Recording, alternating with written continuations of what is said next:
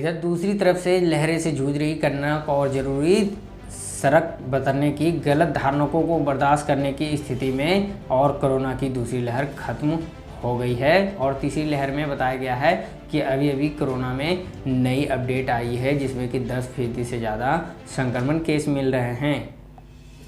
केंद्र सरकार द्वारा बताया गया कोरोना के महामारी को लेकर के लोगों को सावधान किया जाएगा और सरकार का कहना है कि अब दूसरी लहर खत्म नहीं हुई है और महामारी की सबसे ज़्यादा प्रभावित महाराष्ट्र और केरला सबसे ज़्यादा मामले मिल रहे हैं। जी हाँ, पिछले हफ्ते बताया गया देश के सामने कुल संक्रमण 53%। इन्हीं दोनों राज्यों से संयुक्त स्वास्थ्य सचिव से अग्रवाल ने शुक्रवार को कॉन्फ्रेंस मीटिंग के दौरान बताया कि देश में कई राज्यों में भी दूसरी लहर बनी हुई है और किसी की लापरवाही जरा सा भी गुंजाइश नहीं है। और पेटीएम के द्वारा स्थलों में बताया गया कोरोना प्रोटोकॉल के उल्लंघन गंभीरता चिंता व्यक्त करते हुए अग्रवाल ने कहा है कि इस पर लापरवाही संक्रमण फिर बढ़ेगा।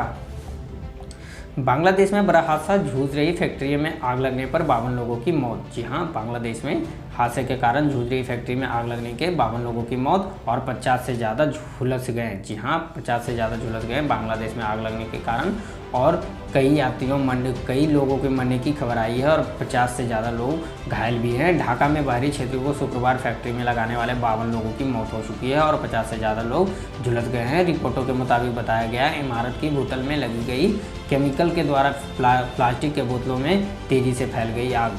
ढाका में बताई गई क्षेत्रों के शुक्रवार को फैक्ट्री में आग लगने से 52 लोगों की मौत।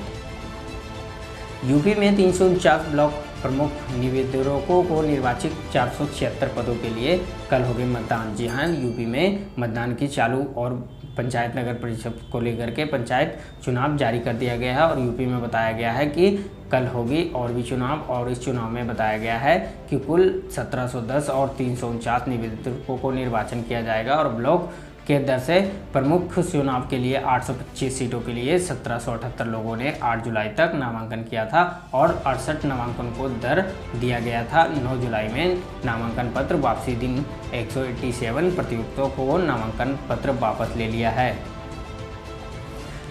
आज से मानसून की दिखाई देगी अपनी तेवर। जी हाँ, आज से मानसून की दिखाई देगी तेवर। दिल्ली और एनसीआर से सहित कई राज्यों में झमाझम बारिश होने की अपने राज्य की तहनीस अपडेटों के साथ लगे रहें। और किस राज्य से आप लोग हैं तो एक कमेंट करके जरूर बताएं। और मानसून की दिखाई गई तेवर को दिल्ली एनसीआर को सहित कई राज्यों में बारिश होने की संभावना जताई गई है और येलो अलर्ट भी जारी किया गया है। और बता दें कि मौसम विभाग ने मुताबिक आज मानसून की फिर से सक्रिय होने की संभावना है। मौसम विभाग के सिस्टम में 9 जुलाई से दक्षिणी और पूर्वी भारत में मानसून की तेवर दिखाई देंगे, यानी कर्नाटक और तेलंगाना, उड़ीसा, पश्चिम बंगाल, झारखंड, बिहार और छत्तीसगढ़, अरुणाचल प्रदेश को मेघालय बारिश होगी। जी हाँ, 10 जुलाई से उत्तर पश्चिम और मध्य भारत में मानसून फिर से सक्रिय होगा। अटगेरों को जुल्म लेकर के अमेरिका की बड़ी कार्रवाई। अटगेरों की जुल्म लेकर के अमेरिका की बड़ी कार्रवाई। 14 चीनी कंपनियों को ब्लैक लिस्ट। जी हाँ, 14 चीनी कंपनियों को ब्लैक लिस्ट में डालने की बात कही गई है और 14 ब्लैक लिस्ट में डाली जाएगी। अमेरिका ने शुक्रवार को आर्थिक आधार पर 34 कंपनियों को काली सूची में डाल दिया गया है और इसमें 10 कंपनियां चीन की है। और इस संबंध में बताया गया कि अमेरिकी और विभाग में नोटिस जारी किया गया है और इसके रिपोर्ट में बताया गया कि 10 चीनी कंपनियां भी इसमें शामिल है और 34 कंपनियों की काली सूची डाल दिया गया है।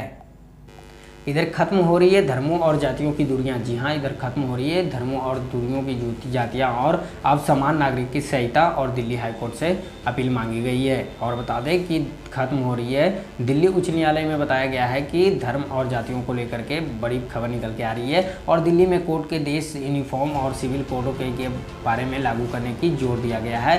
कोर्ट ने सुनवाई के दौरान कहा है कि देश में कोड की सभी एक मान्य होगा और इस मामले में केंद्र सरकार की जरूरी कदम उठाने के लिए निर्देश भी किया गया है। और दिल्ली हाईकोर्ट ने यूनिफॉर्म को लेकर के कोर्ट की नया नियम लागू करने की जोर दिया गया है और सभी जातियों धर्मों को लेकर के सब एक समान बनाने की कदम उठाने की निर्देश जारी किया गया है। पंजाब में 9:30 बजे से रेस्टोरेंटों सिनेमा हॉल खोलने की इजाज़त जारी की गई है। स्कूल अभी बंद रहेगी। और बताया गया है पंजाब सरकार द्वारा बताया जा रहा है, बड़ी खबर निकल के आ रही है और बताया है पंजाब सीएम ने बताया, कैप्टन अमरिंदर सिंह ने बताया है कि कोरोना के मामले में आई गिरावट के बाद पंजाब सरकार ने कुछ प्रतिबंधों को छूट देने की रियासत में है और राज्य नाइट कर्फ्यू के संडे खत्म हो गया है। इसके अलावा बार सिनेमा वन खोल सकते हैं। जी हाँ, स्कूलों पे अभी पाबंदी लगा रहेगा और कोरोना के मामले में गिरावट देखने के कारण नाइट कर्फ्यू हटा दिया जाएगा और नाइट कर्फ्यू हटाने के बाद सभी दुकानदार और सिनेमा हॉल अब